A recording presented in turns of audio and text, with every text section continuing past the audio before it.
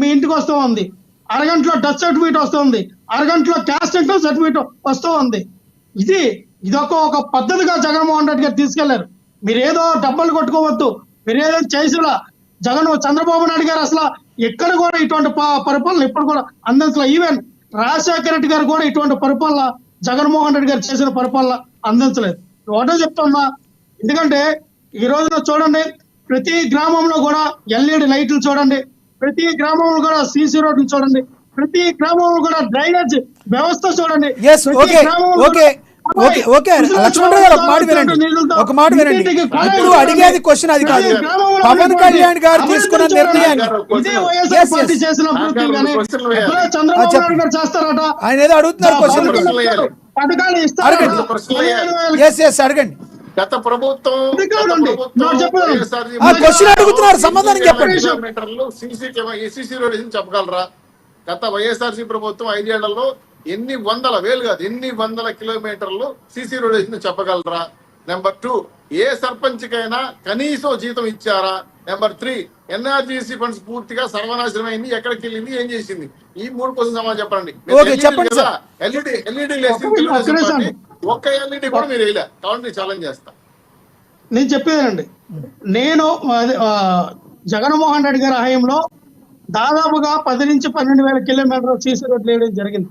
వాళ్ళని చెక్ చేసుకోండి, మేము ఇస్తాం, విత్ ప్రూఫ్లు ఇస్తాం. అలాగే మీరు అన్నారు పంచాయతీలో ఉన్న ప్రెసిడెంట్కి జీతాలు ఇచ్చారు.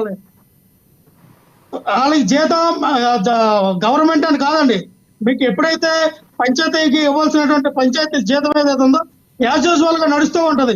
ఎవరు ఆపే పరిస్థితులు ఉండవు, అది ఆగదు. ఎందుకంటే పంచాయతీ జీతంలో ఉన్నటువంటి ప్రెసిడెంట్ కానీ, ఎంపీటీస్ కానీ, జడ్పీటీస్ కానీ, ఇన్ కేస్ వార్డ్ నెంబర్ కూడా జీతం ఉందో వార్డ్ నెంబర్ కూడా జీతాలు వస్తాయి. ఎవరు కూడా ఎక్కడ ఆపలేదు. ఇంకో విషయం ఏంటంటే, మీరు ఇంకో విషయం అన్నారు, 3వ విషయం ఏంటంటే ఎన్ఆర్జీఎస్ నిధులు కూడా సక్రమంగానే మీరు 100 రోజుల పని ఏదైతే ఉందో ఆ 100 రోజుల పనులకనే వినియోగించారు. ఏదైతే ఈ ఎన్ఆర్జీఎస్ నిధులు కూడా ఎక్కడ కూడా లక్ష్మణరావు గారు మీరు అన్నట్టు చేశారు అనుకుందాం. ఇప్పుడు పవన్ కళ్యాణ్ గారు తీసుకున్న ఈ విషయాన్ని మీరు ఎలా చూస్తారు? దానికి సమాధానం చెప్పండి సార్. ఒక్క నిమిషం సార్. నాగ్ గారు, పవన్ కళ్యాణ్ గారు ఏమన్నారు? పెద్ద మేజర్ పంచాయతీ అయితే 25,000, చిన్న పంచాయతీ అయితే 10,000 అన్నారు. మా పిన్ని గారు ఇప్పుడు మా ఊర్లో, నేను గతంలో విజయవాడలో ఉండేవాడిని, విజయవాడలో ఉండేవాడిని. దేనికన్నారు చెప్పేదానండి. నేను విజయవాడలో ఉండేవాడిని. ఇక్కడ ఊర్లో ప్రెసిడెంట్ గా నామినేషన్ వేయడానికి వచ్చాం. ఇది మా పిన్ని గారిని నిలబెట్టాం, మా పిన్ని గారు ప్రెసిడెంట్ గా గెలిపారు.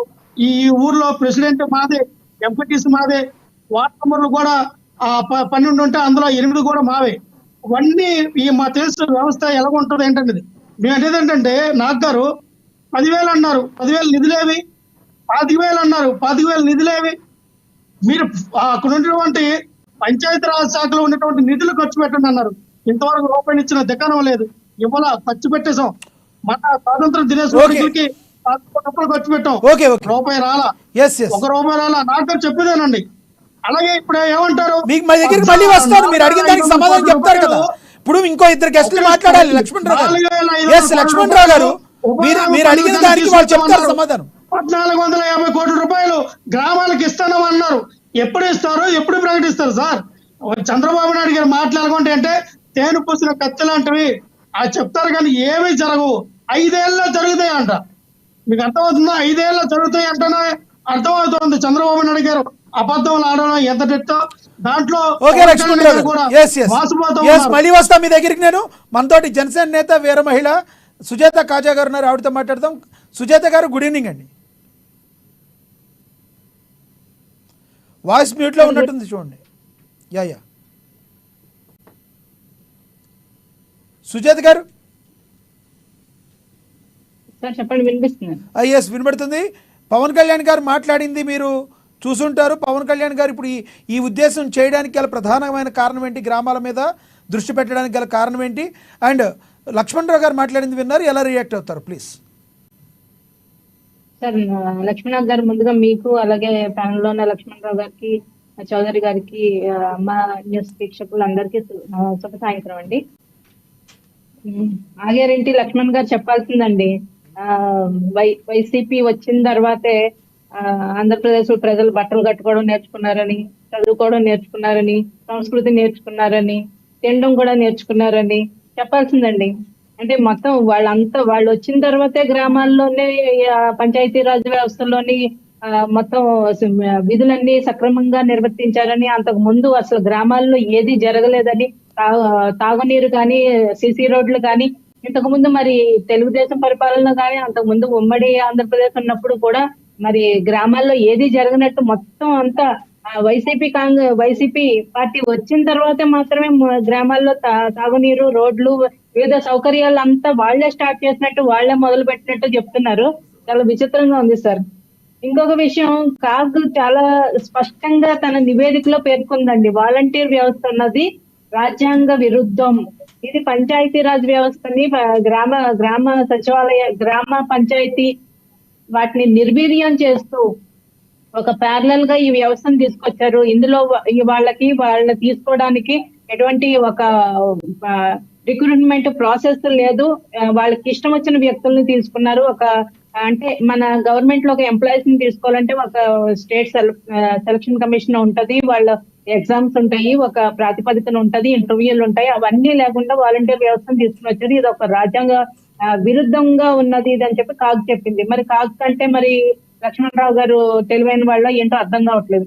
అలాగే సర్టిఫికేట్లు వచ్చేసేవి మీకు ఏం కావాలంటే ఆ సర్టిఫికేట్, ఏ సర్టిఫికేట్ కావాలంటే ఆ సర్టిఫికేట్ ఇంట్లోకి వచ్చేవాళ్ళండి. ఏ సర్టిఫికేట్ కావాలంటే ఆ సర్టిఫికేట్ మాకు ఇంటికి తీసుకొచ్చి ఇచ్చేవాళ్ళు అన్నారు. డ్రైవింగ్ లైసెన్స్ అండి లక్ష్మీనాథ్ గారు, డ్రైవింగ్ లైసెన్స్లు గత ప్రభుత్వంలో డ్రైవింగ్ లైసెన్స్ తీసుకున్న వాళ్ళకి కార్డులు కూడా ఇవ్వలేదండి ఇప్పటి వరకు. సిగ్గుచేటండి.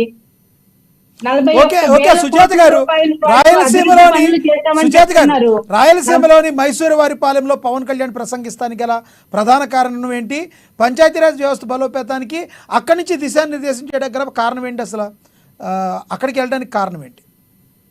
అంటే కోర్ వైసీపీ నాయకులు ఉండి గత ప్రభుత్వంలో అరాచకాలు జరుగుతున్న పరిస్థితుల్లో కూడా అక్కడ రాజంపేటలో మైసూరవారిపల్లిలో ఏదైతే ఉందో అక్కడ జనసేన మొదట సర్పంచ్ గా ఆవిడ గెలవడం అంటే ఒక అరాచక శక్తులకి ఎదురొడ్డి, అది కూడా ఒక ఆడబిడ్డ నిలబడడం అనేది అది ఒక చారిత్రాత్మక ఘట్టం కింద మహిళా లోకానికి కూడా అది ఒక ఆదర్శప్రాయంగా, మిగిలిన వాళ్ళు అందరూ కూడా బయటకు వచ్చి కనీసం నామినేషన్ వేయడానికి కూడా భయపడే పరిస్థితుల్లో ఆ రోజు గెలవడం అనేది ఒక అందరికీ చాలా మేలుకొల్పుగాను, ఉత్సాహంగాను, వాళ్ళందరికీ ఆదర్శప్రాయంగాను నిలిచింది సార్. దానికోసం ఆ గౌరవార్థమై ఈ రోజు పవన్ కళ్యాణ్ గారు ఆ గ్రామానికి వెళ్ళడం అనేది, అది గుర్తు పెట్టుకుని ఆయన ఒక మహిళ నిలబడి ఇటువంటి పరిస్థితుల్లో, ప్రతికూల పరిస్థితుల్లో కూడా ఒక మహిళ నిలబడిందనే ఒక బలంగా ఆయన మనసులో నాటుకుపోయిందండి.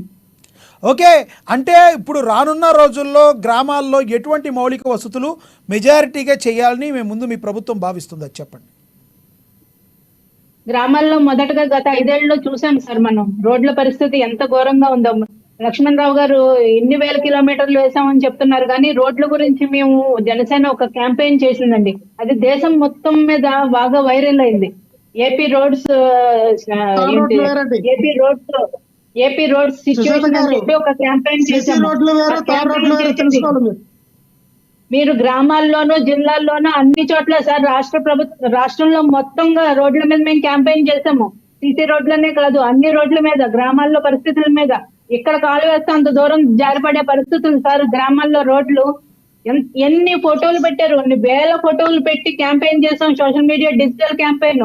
ఏపీలో రోడ్లు ఎంత ఘోరంగా ఉన్నాయని చెప్పి దేశం మొత్తం మాట్లాడుకున్నారు. తెలుగుదేశం నాయకులు కానీ, జనసేన నాయకులు కానీ ఆ రోజు రాష్ట్రంలో ఉన్న పరిస్థితులు ఏ గ్రామానికి ఆ గ్రామం ఫోటోలు తీసి పెట్టారు. అది కళ్ళ ముందు కనిపించిన ప్రత్యక్ష సాక్ష్యం సార్.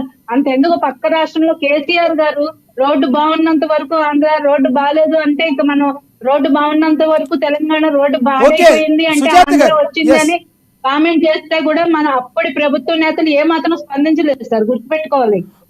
ప్రతి గ్రామానికి నీటి వసతి అన్నారు. ఎప్పటి వరకు మీరు ప్రతి గ్రామానికి కూడా ప్రతి ఇంటికి నీటి వసతి కల్పించే అవకాశం ఉంది, అది చెప్పండి ముందు సార్. దాని మీద ఇప్పుడు సర్వేలు జరుగుతున్నాయి సార్. అంటే ఇప్పుడు ఏ గ్రామాల్లో నీటి వసతి ఇప్పుడు ఎలా ఉంది, కుళాయి కనెక్షన్స్ ఎన్ని ఉన్నాయి, ప్రతి ఇంటికి ఉన్నాయా లేదా, ఒకవేళ ఉంటే కనుక వాటిని ఉపయోగించుకుంటున్న ప్రజలు ఎంతమంది, రక్షిత తాగునీరు వారికి అంటే ఏ విధంగా ఫిల్టరేషన్ అవుతుంది, ఎట్లా వస్తుంది, అది రక్షిత తాగునీరేనా లేదంటే దాంట్లో ఇంకా మనం మెరుగైన సౌకర్యాలు చేయాల్సింది ఉందా, ఎన్ని గంటలు వస్తుంది, డైలీ వస్తుందా లేదంటే డే బై డే వస్తుందా, వాళ్ళకి ఇంకా ఏమన్నా రిక్వైర్మెంట్స్ ఉన్నాయో, వీటన్నిటి మీద అధ్యయనం జరుగుతుంది సార్. అలాగే కొన్ని చోట్ల ఫ్లోరైడ్ సమస్య కూడా ఉంది సార్. ఆ ఫ్లోరైడ్ సమస్య ఉన్న చోట్ల కూడా స్పెషల్ గా అధ్యయనం చేసి వాళ్ళకి నీరు బయట నుంచి ఏమన్నా మళ్ళీ సరఫరా ఏమన్నా చేపించాలా, వేరే దగ్గర నుంచి వాళ్ళకి నీటి సరఫరా ఏమన్నా చేపించాలా, లేదంటే అక్కడ ఉన్న నీటిని ఏమైనా శుద్ధి చేయడానికి ఏమైనా మార్గాలు ఉన్నాయా, వీటన్నిటి మీద అధ్యయనం జరుగుతుంది సార్. సర్వేలు జరుగుతున్నాయి. ఖచ్చితంగా ఒక 30 నుంచి 45 రోజుల్లో ఖచ్చితంగా అన్ని గ్రామానికి ప్రతి ఇంటికి కూడా రక్షిత తాగునీరు అందించబడుతుంది.